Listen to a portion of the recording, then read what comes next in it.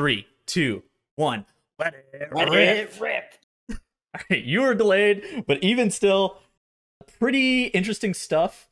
The Ripcord has been pulled proverbially and literally, I guess in this case. As literally as it can be. Maybe more proverbially. Literally by us, proverbially by the Warcraft devs. Yeah, literally by us. And a lot of stuff has changed as of today, Friday. The biggest thing is players can now freely swap between covenants. There's also a lot of other things that as of 9.1.5, right? This yes. This is the announcement of what's going to happen on 9.1.5, which is on PTR very soon, but is not on the live servers for, I don't know, probably a month or so, a month or two. Something like that.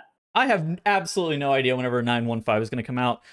But as of this blue post, basically Blizzard has come out and said, once you reach a high renown threshold, whatever that's supposed to mean, you will thereafter be able to freely swap among any of the 4 covenants without cooldown or restriction, as well as use cosmetic rewards that you have earned from one covenant, even if you are already currently a member of a different one.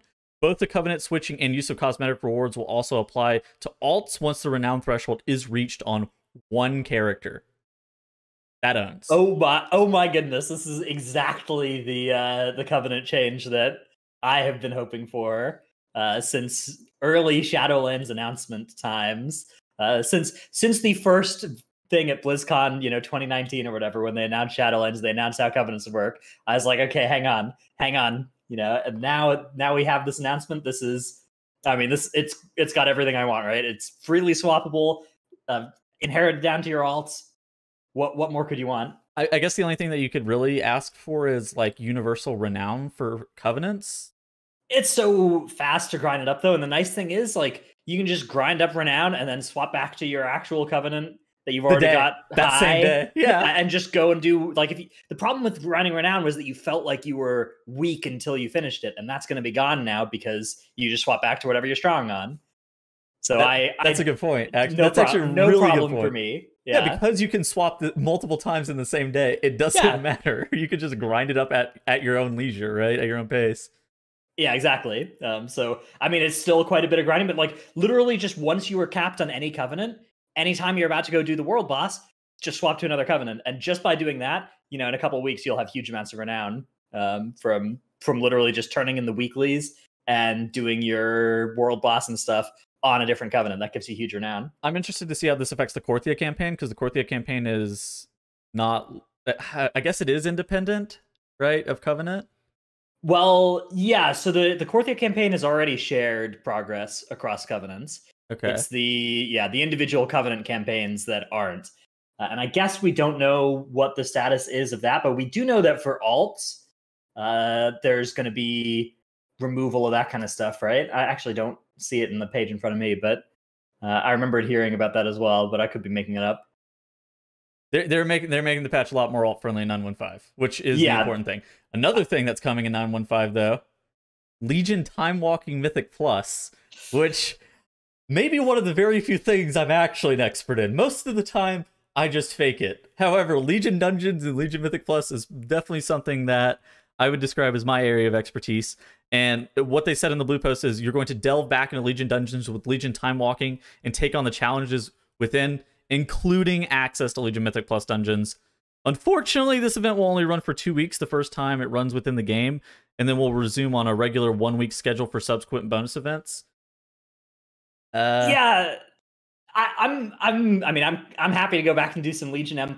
This is different than the way that I had hoped they would be bringing back old dungeons for M+, which was on a more like season-long basis, but this is fine by me. I hope that we don't end up in a situation where the Legion Timewalking week rolls around and everybody like goes and grinds until they get their BIS trinket from Legion. So I hope we avoid that fate. But this is, still likely to be very good and fun, and at least it'll be a refreshing change of pace. I think it would be. I think it would be interesting if they like retuned the dungeons and brought them back as like seasonal, like full seasonal things, like you were saying. At the same time, this feels like a good step. At least there is something, right? Because I think that a lot of people have pretty good nostalgia for the Legion dungeons. I know I have pretty good nostalgia for the Legion dungeons. I have nostalgia for several different things that happened to you in the Legion dungeons. Halls of Valor is a bad dungeon. You cannot convince me otherwise. A lot of people know the Tettles Scovald clip, but not everybody knows the Tettles Maiden clip where you hearthed out in the middle of Upper Karazhan run. Thank you was depleted. Thank you was depleted. It was 5 a.m. You just didn't realize you were casting Hearthstone, and then a loading screen shows up, and you're like, "Wait, what?" Summon me back. But yeah, no, I think it'll be interesting. A lot of people are talking about their specs and classes being AoE capped, especially in relation to. Look, AoE cap is like, it's not something they're going to fix in the middle of the expansion, right? That is something that they probably need to do on a next expansion basis, but. So I'm not too angry about it not being in this update. That's something we'll probably have to live with for at least the rest of this one. But yeah, I mean, it will be a little weird, right? You go in as Eye of Ajara and you're pulling like 30 crabs and 2 seagulls or whatever, and it's just over. I'm interested to see like tank threat too, because how you pull not a lot of the Legion dungeons, but how you pulled a decent amount of the Legion dungeons is you would run in, like get 3 GCDs of threat and then peace out. Like Neltharion's Lair, for example, is like a pretty extreme example of that, where you were actually just hiding the whole entire time. I'm interested to see how tank threat works out. I'm interested to see how. I think Guardian Druid is probably still on that level that Blood DK was at the end of Legion, where they were just unkillable. But I wonder how the other tanks are going to fare pulling in that way, or if tanks are even able to pull that way. It will be interesting. Yeah, we will have to rethink how these dungeons operate as well, and the one-shottiness as well of some of them. When you got to like you didn't get to a key level where the dungeon was hard on the timer or difficult mechanically, so much as you got to a key level where the dungeon one-shot you. That was like the first thing that became hard. Every key. So that will be interesting to see exactly how that works out. But the thing is, it doesn't need to be polished, right? It's a 2-week thing. If it's kind of broken and, there's a couple things about it that are dumb when it was under heavy pressure. Yeah. It's only there for 2 weeks and then 1 week every 3 months thereafter. Yeah, there's a couple other questions I have. Like, are they going to bring back Legion legendaries for this specifically? Are they going to allow you to gear swap mid-dungeon? Those things are interesting because those were things that were relevant whenever Legion Mythic Plus was around the first time. But it's something that I'm sure we'll see more about once this does hit the PTR. And it does come in 9.1.5. I think it'll be really cool to see, though. I'm excited. Hey, so cycling back real quick to the Covenant campaign stuff, I just found a developer update that says, when playing alternate characters, if you've already completed a given Covenant's campaign on a different character, you will be able to immediately earn the Renown and 3rd Soulbind unlock without needing to replay the full narrative arc. Dude, I've been grinding Karain on my Hunter lately. So I have 7 characters that have swapped to Night Fae in the past couple of weeks that have all been doing the campaign in different stages. For grinding Karain, yeah. That Soulbind owns. Yeah. First Strike is really good, but that's great change. I think that answers the questions that you and I were having, so that ultimately is a really, really good change. Another post, again, we are coming with a bag of goodies. Santa Dratnos is not holding back today. I'm not the Santa here. This is I don't know who did this, but it was Quick. Maybe, dude. The lore around Quick is gonna be unbelievable. Conduit energy removed in patch 9.15. Swap conduits at will.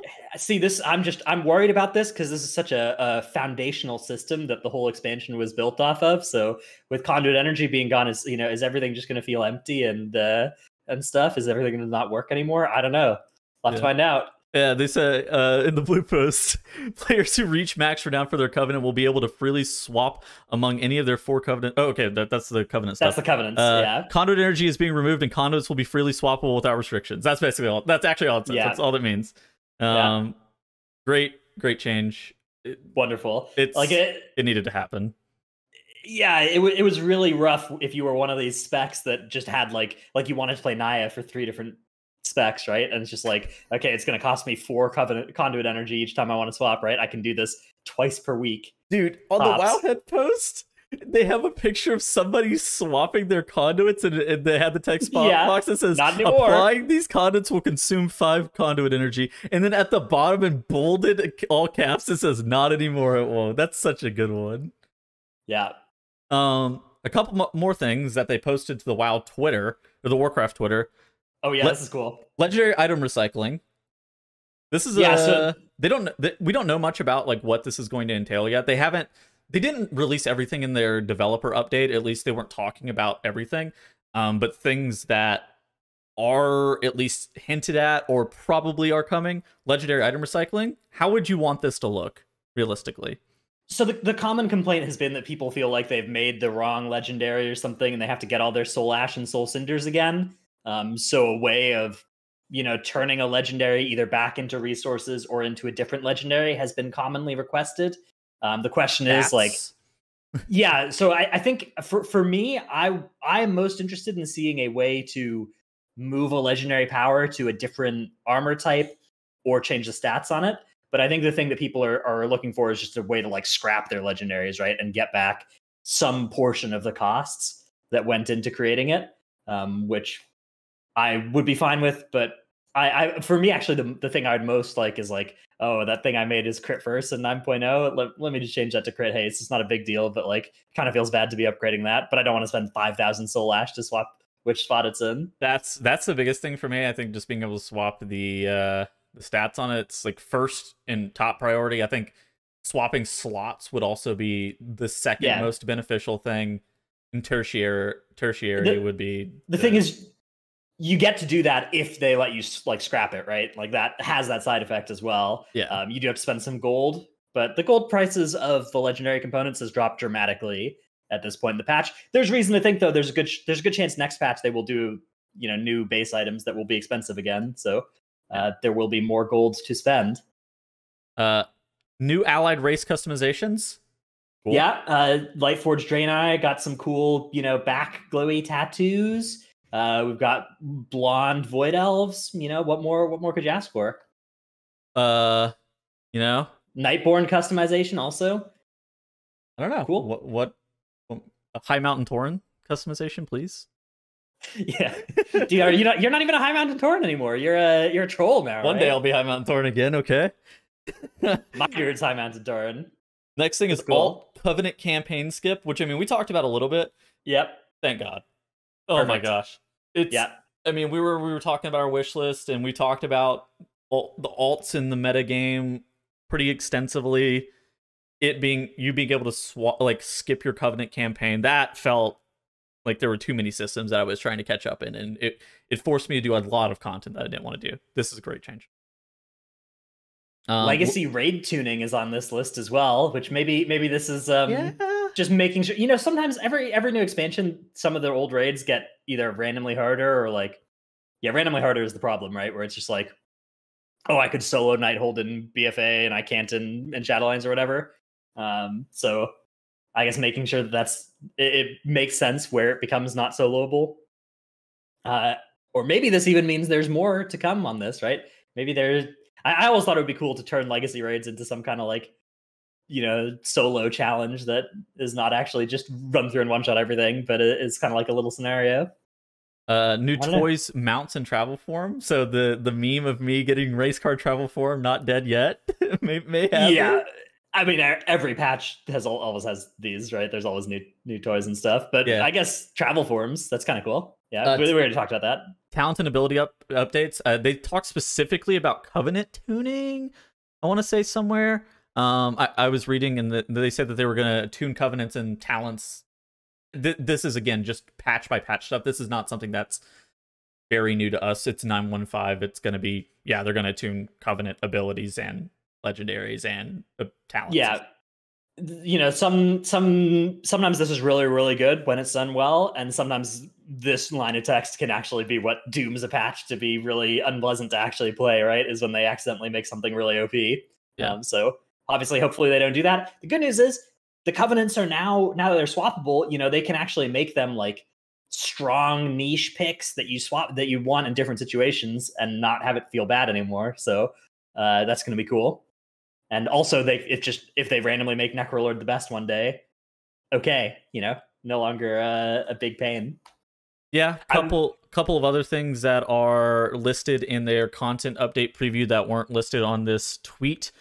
Transmog linking, where now you can link a transmog. Yeah, cool. Online, in chat or online. It's pretty cool. Rune carving recipes now being 100% drop rate from any dungeon difficulty. That's how it should have been. Dude, also, they probably need to look at not making people go to Stone Legion Generals to get their legendaries, or world bosses. Yeah, I mean, you can get the memory for cataloged research, but for reasons we've talked about, like you want to save that for sockets and conduits, so it's not perfect. Yeah, it's still a minor pain. The thing is that like all of these pains were kind of multiplicative with each other. So if you take out like 80% of the problems especially for alts, the remaining 20% gets so much better because you just know you have to do those, right? And you're not so paralyzed by like having 40 different things to do. So in a similar spot, like shards aren't mentioned in this at all, but that's the big takeaway I would take from this if I was a player looking at this and I was like, oh, I'm going to play some alts in 9.1.5 is start working on the shards now, because that's the system that isn't getting any catch up. I suspect I do suspect that the shards and the shards of domination are going to just be like a 1-tier system. So that's probably why they're not focusing a bunch of developer time onto it. Whereas like a lot of these things that they're changing are just like pretty major meta game decisions. I mean, a lot of this is like vision of the expansion that they dug their heels on early in the beta and alpha cycle of Shadowlands, and I am amazed that they're actually willing to give on all these things. I mean, it's great. They should have done it a year ago, but this is still fantastic. No complaints. It's unfortunate that it took so long, but I'm really happy with how it is. A couple of last things. Additional travel points in the Maw. Cool. Oh, yes. Remote anima turn-ins. Oh, okay. Cool. That's how I expected you to respond. You know, this is purely positive. Not an item that was on my wish list, but happy to see it here. Fine by me. I think that's it. But yeah, ultimately, Covenants being interchangeable, great stuff. Wish it came sooner. Legion time walking, similar thing. This is also epic. I'm really, really stoked for 9.1.5. Yeah. Anything else? I cannot believe you did not mention solo island expeditions, the greatest feature of 9.1.5. You can catch me in Snow Blossom Village. You can have also Torghast leveling. Oh yeah, Torghast leveling. They mentioned as well. Yeah, that's true. Alt leveling improvements. So yeah, additional rank of heirloom upgrades and the addition of Torghast as an option, and renown gains for completing bonus objectives while leveling as well. So yeah, I mean, that is fantastic. Leveling this expansion is actually pretty good with Threads of Fate and whatnot. Yeah, Threads of pretty good, but I think Torghast leveling is the best thing that Torghast can do. Is be for leveling. Anyways, that is the full list of. Oh, there's PvP stuff as well we didn't mention, which that's not relevant. Dude, we're gonna get yelled at by the PvPers for this for sure. But power adjustments. No, the low level PvP gear scales to a higher item level in PvP situations than before. So the difference between like a combatant and a duelist in the arena is shrinking gear wise, which is good. I think that's something that a lot of PvP players have been wishing for. Yeah, that they can they log onto their rat alt and get rank 1 on it, of course. Yeah, or just even a player that's getting into PvP, mid patch and is just 30 item levels behind it is going to be able to actually play the game instead of being so dominated. Yeah, that's true. That is true, because I mean, at least in season 1 there were people at 1400 with max gear and you were like 220. Yeah. You were like 200 item level and they were 226 and you're just getting smoked. Yeah. Yeah. All right, I think that is it though. Yeah, cool. If you want, you can check out any of the articles that we looked at today down in the description. Beyond that, is there anything that chat or the comment section on either Wowhead or in the YouTube comments are looking for additions to the 9.1.5 thing? Is there anything that you would think of, Dratnos, that you want added? Yeah, shard stuff. I wouldn't mind seeing that, but I'm not a gift horse mouth looker, so what? Okay. No gift horse mouth lookers here. Catch you guys in the next one. We will see you guys later.